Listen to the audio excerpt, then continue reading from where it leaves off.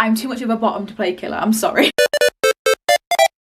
Hello, it has been a while. I feel like I owe you a little bit of an explanation. I've been in like a almost year-long reading slump, which, you know, is not ideal when you run a booktube channel, and sometimes I can get out of the book slump reading slump by making bookish content and watching bookish content and stuff, but unfortunately it just didn't happen that way, and I had to take kind of a break from making videos both on this channel and my other channel as well. I think I'm gonna try and start filming again on weekends because I'm gradually getting out of my reading slump, which we will talk about in this video a little bit more. Just kind of wanted to make filming videos part of my routine again, because I did start streaming over on Twitch, which worked for a while. I think that I will return to streaming because I quite enjoy it, but I feel more comfortable with like filming videos, and it has been part of my routine and part of who I am for a long time. I don't want to let that go, so I've started doing it again. Let's hope that I can kind of build up a routine for like making content and making videos again, and also reading, which I think I've done, so ching ching, everyone's happy. Now, part of the reason why I went for so long was because I kind of wanted to do other things other than read, and part of that was playing video games. And one of those games that I started playing and got immediately hooked on, pun intended, was Dead by Daylight, which brings me on to this video. I was looking around on booktube and I couldn't find a DBD related tag video or anything, and I really wanted to come back with something to do with DBD because I've been loving it recently. So I'm going to combine my wanting to play video games and having loved DBD for the past few months, and also my love of reading and it coming back. I want to marry them together and make a DBD book baby. So if you don't know what Dead by Daylight is, otherwise known as DBD for short, me and my boyfriend call it Dubba. So Dead by Daylight, aka DBD, is an asymmetric horror game where you can either play as the killer, who is normally like a horror inspired villain. So they have people like Ghostface from Scream, they have Michael Myers from Halloween, and Freddy Krueger as well as the Nightmare.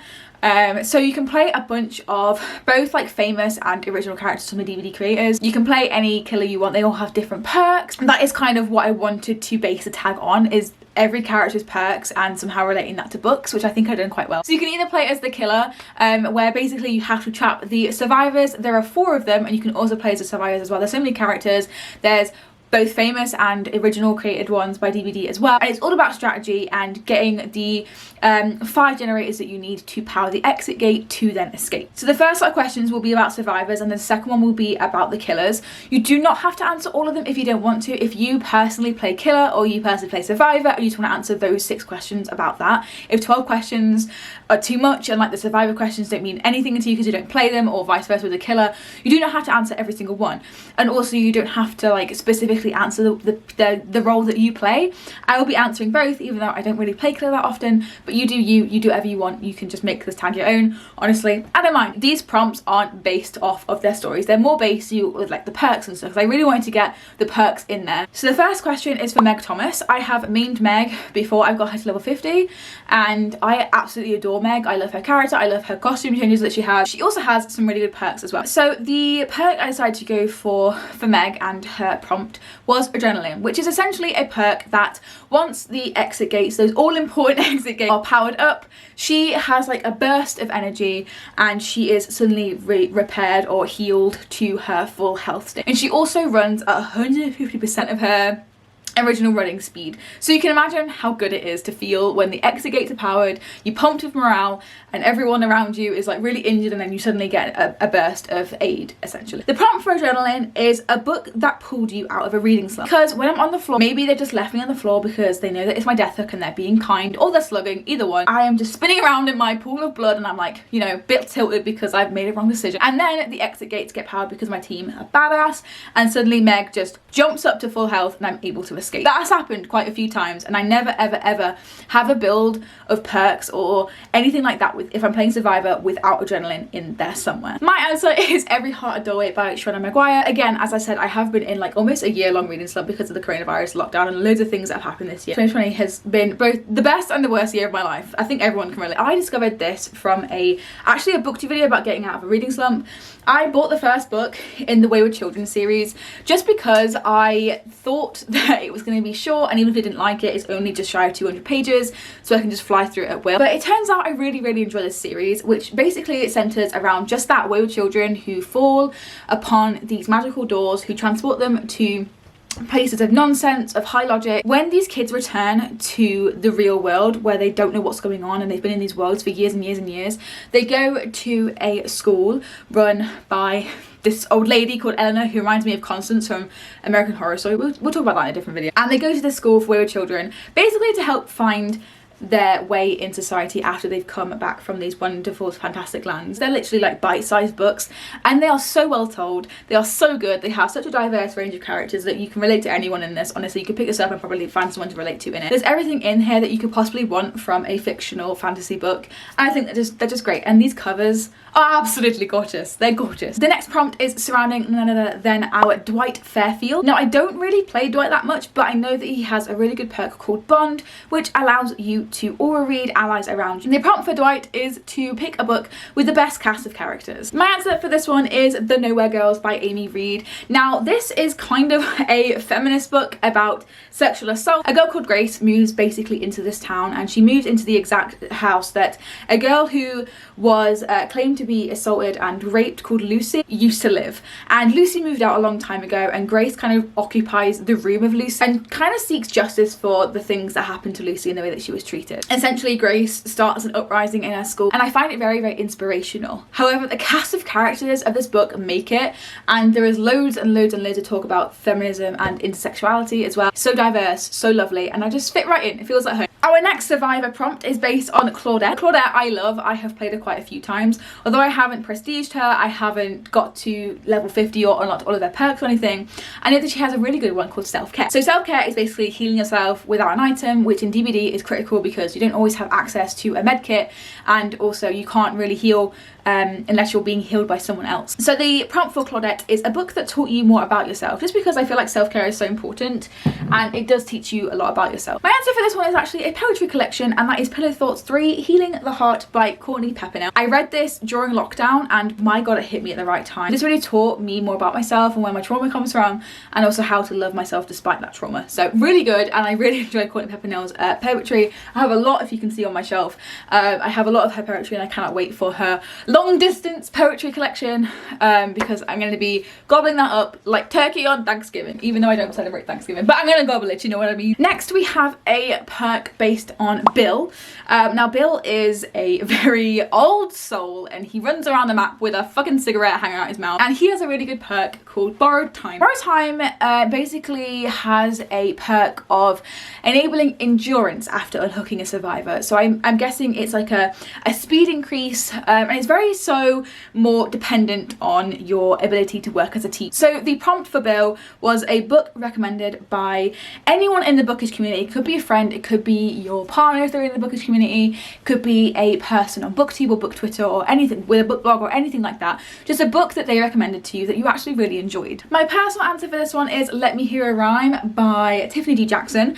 This was recommended to me by Emma Books, not personally, but Emma Books on her channel. Link will be down below. I love Emma so much. I've actually met her, and she's the sweetest human being I have ever met. So this book follows Steph, who is an underground rapper from Brooklyn, and while he's making music and trying to make it big, he unfortunately dies, gets murdered, and his two friends and his sister are kind of left in the aftermath of his death, and they find loads of unreleased music, and they are faced with the dilemma of releasing it to the world or selfishly keeping it for themselves to listen to. Spoiler alert, not actually spoiler alert, because it says on the book. They don't keep it with themselves and they share it with the rest of the world, and the rest of the world falls in love with his music, Steph's music, despite not knowing that Steph is dead. I really enjoyed that aspect, because they're kind of like, you know, going around the record companies and trying to get Steph the best success he can, but he's dead, so he can't go to any interviews, he can't, you know, make any music videos, he can't go to any press conferences or anything like that, promotional, no tour, no nothing. But people want all those things and expect all those things from him, but he's dead, so he can't do it. So it's really interesting how this book plays out and how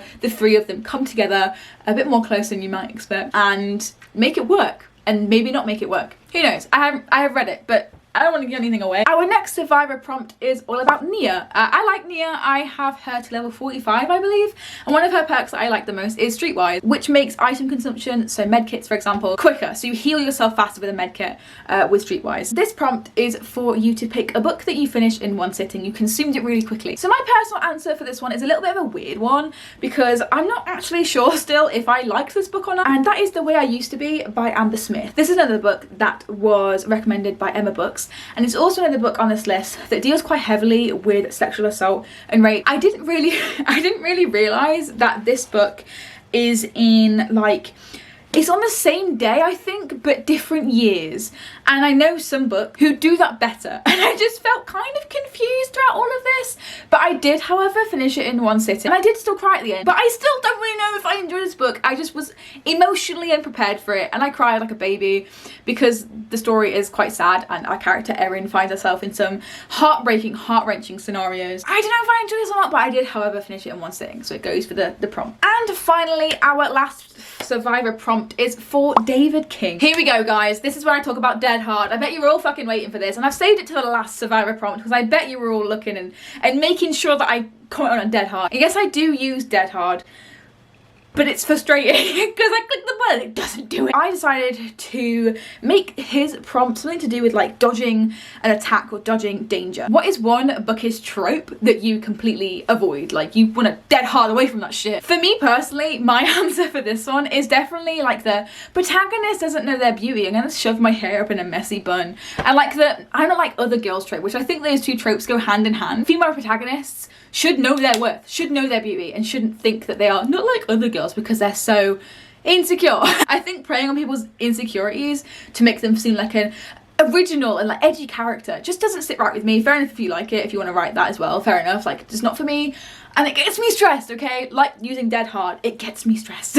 Now, here's the moment that you're all waiting for. These are the killer questions. The first killer is Huntress.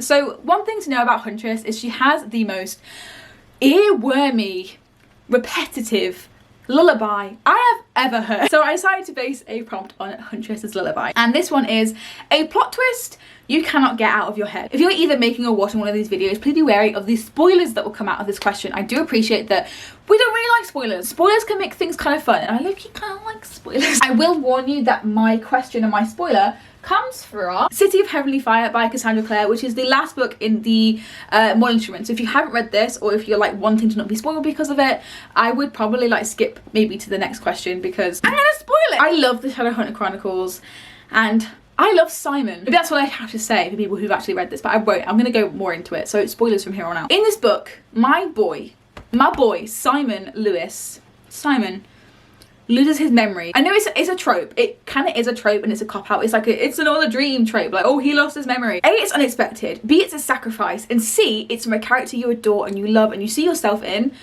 and they have no recollection of the Shadowhunter world. It hurt, man. The end of this book hurt, and I was sobbing, okay? I was absolutely sobbing. And if you read this and want to rant, I'm here for you. I'm here for you. Moving swiftly on from spoiler territory, next we have a prompt based on Michael Myers. So Michael Myers is a lot about stalking and being obsessed with survivors, and he has a prompt that is save the best till last, which again is an obsession perk. It's leaving the obsession in the match until last and not touching them until the end of the game. And for this prompt I decided to go with a series where the best book is the last book. Thank you, Ryan. You guessed it, we've got some more Cassie Clare on our hands. The later Cassie Clare books kind of are the best, and I would say the best book in the Infernal Devices series is the last one. It is Clockwork Princess for me. That epilogue, tears. I was in so many tears. Thought I loved the first book, but the last book in the series, the trilogy, just broke me, man, just broke me. Okay, so we are on to our next killer prompt, and that is a Pyramid Head, who is from Silent Hill. Scary, scary, scary. What is more scary than your hair getting stuck to your lipstick? Pyramid Head. So Pyramid Head has a perk that is called Forced Penance, and this is all about harsh judgment, which grants the broken status to survivors taking protection hits. So this prompt is for you to pick a book you judged by its cover. It can be in any way, any shape or form. You could have judged it so that the cover looked better than you thought it was, or it's a bad cover and you enjoyed it more. Whatever takes your fancy, just a book that you judge by the cover. So I actually haven't read this book. It has been sitting on my shelves for quite a while because, to be frank, I'm quite intimidated by it.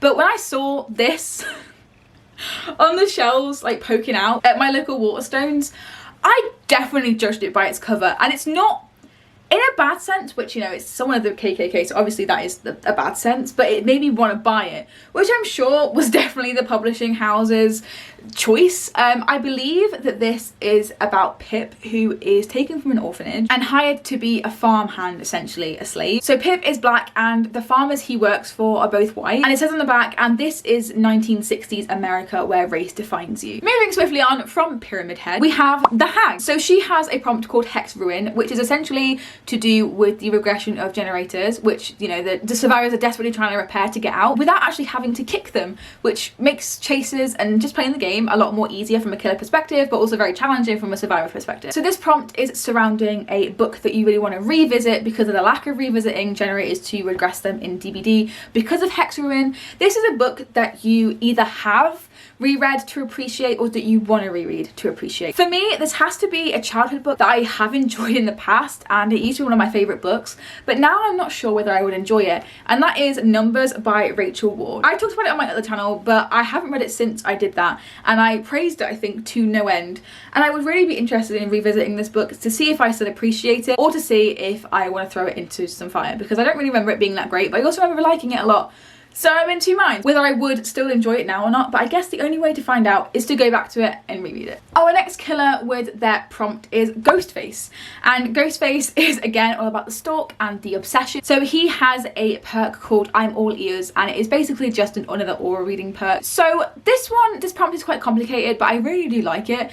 So this is a book or book series that flew under the radar. If you want to talk about it now to get it not flying under the radar, we are all ears, ha ha ha, and we'd like to hear some unappreciated, underrated books from you because they've crept and stalked under the radar just like Ghostface does. For the Ghostface prompt, I personally decided to answer with The Devouring Grey by Christine Lynn Herman. I feel like The Devouring Grey was both everywhere and also nowhere at the same time. I feel like everyone got art copies and they were buying it and like building the hype. I didn't hear anyone's actual opinions on the book, but I personally really enjoyed it. But it's essentially about this really creepy, aesthetically like grungy, maybe Tim Burton-esque city that finds itself being haunted by something called the Grey. So it's killing kids, and these bunch of teenagers, kind of like the Scooby-Doo gang, are forced with the task of trying to find out why it's killing and how to stop it. Four Paths just has this like aesthetic about it that's really creepy and perfect for this time of year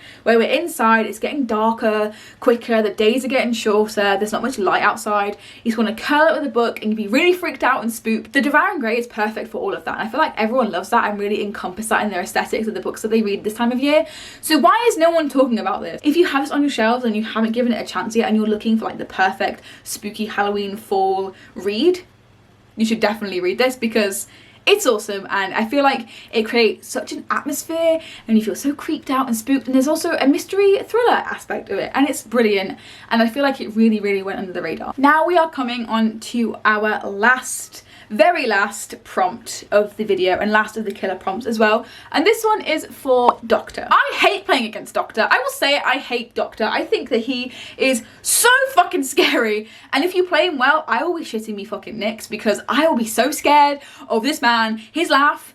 Oh, I've heard it in my sleep and it's fucking scary. So the Doctor has a prompt called Overcharge, which essentially makes skill checks on generators a bit more difficult. So as you're repairing generators, something called a skill check will come up where it's like a little circle and a little like pin will like fly across the screen, like the little circle thing, and you have to press it in time in the boundary that the game gives you in order for you to not blow it, and therefore not only reveal your location to the killer, but also regresses the gen by your hands. Like without the killer having to come and kick it, you're doing it yourself and you're fucking it up for everyone. For this prompt, I decided to base it on a sequel that you've kind of been waiting a long time for. When you hop on a gen and one of these skill checks do come up, it is so infuriating. So I thought it was perfect for me to have a sequel that kind of like infuriated you as you waited for it to come out, as you had like read all of the rest of the books and were just waiting for this one to come out. It's infuriating. Again, for my personal answer, I do have one that probably a lot of people will be anticipating me answering with, and that is The Toll by Neil Shusterman. So this is a 3-book series basically about the age of morality being a distant memory and death being conquered, and basically no one dies anymore. So in this near future society, we have spies who glean people to keep the population in check and all the information from the Thunderhead. not overflowing basically. And this is the third and final installment to that series. So I read the first book, I borrowed a friend's copy I believe, and I really liked it. I was hooked instantly, so I bought myself a copy and also bought myself a copy of the second book as well, and they came quite close together and I was reading it within a couple of weeks maybe. But after I finished Thunderhead, and I think a lot of people will be of the same experience, the events at the end of Thunderhead are just so freaking devastating and confusing, and you don't know what's going on. I just want to read more, but you can't because Neil Schusterman ends the book there. And there was such a long wait for this book. It got pushed back and pushed back and pushed back, and it was eventually released in November, I think, this time last year. Although I found the book kind of disappointing, I still really loved it because I love the characters and the premise, and I love Neil Schusterman's writing. So to have that infuriating wait and then to not actually enjoy the final concluding book as much as maybe you anticipated, infuriating, just like those skill checks from the doctor. Absolutely infuriating. So there is my Dead by Daylight book tag. If you would like to do this tag, make sure to contact me somehow on social media so I know that you've done it, and I'll watch a video and I can see your answers and I'll comment and everything will be lovely and joyful. But yeah, I hope that you enjoyed this mashup of video games and books together. Give this video a thumbs up and don't forget to subscribe for future bookish content. Hopefully we out of our video slump. I am really excited to make more content. I hope you enjoyed this video. I hope that you enjoy the rest of your day, and I hope that you have fun reading. I'll see you next time. Bye!